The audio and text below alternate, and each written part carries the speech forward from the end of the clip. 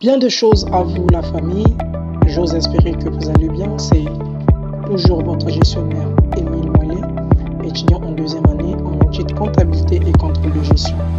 Aujourd'hui, nous allons continuer notre exercice précisément sur la deuxième question qui consiste à déterminer le salaire brut de M. Eden Carré.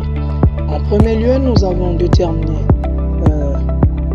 le salaire de base, le montant des heures supplémentaires et aujourd'hui, nous allons déterminer le montant des primes imposables.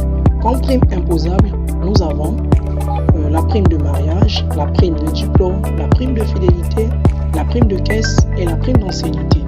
Il s'avère que dans l'exercice, on nous avait parlé de la prime de transport. Or, la prime de transport n'est pas une prime imposable. La prime de transport, c'est une prime qu'on verse à titre de remboursement de frais. Cette prime n'est pas imposable. Outre la prime de transport, on a la prime de panier, la prime d'outillage, en fait, qui ne sont pas des primes imposables.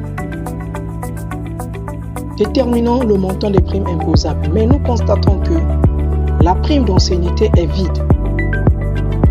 D'accord? La raison pour laquelle j'ai mis le point d'interrogation.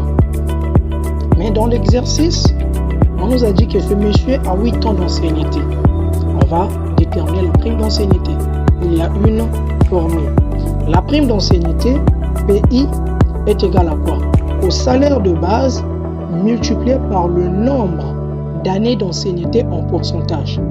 Alors, le salaire de base, ici, donc on va calculer, égale salaire de base multiplié par le nombre d'ancienneté en pourcentage. Le nombre d'années d'ancienneté en pourcentage égale, et hop, on trouve 34 600. Donc ici, je vais remplacer par 34 600. 34 600. Et je vais déterminer maintenant le montant des heures, le montant des primes imposables. Donc, j'aurai homme et hop, je trouve, je vais mettre ça en paire, d'accord, je trouve 144 600 francs comme montant des primes imposables. Alors pour la suite, nous allons maintenant déterminer ce qu'on appelle par le montant du salaire brut.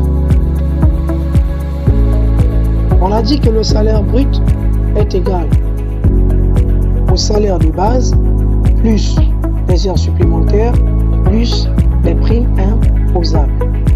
Le salaire de base ici, le montant c'est 432 500.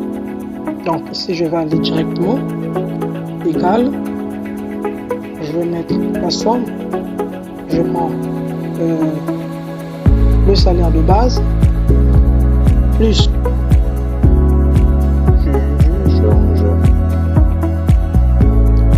je viens prendre le montant des heures supplémentaires plus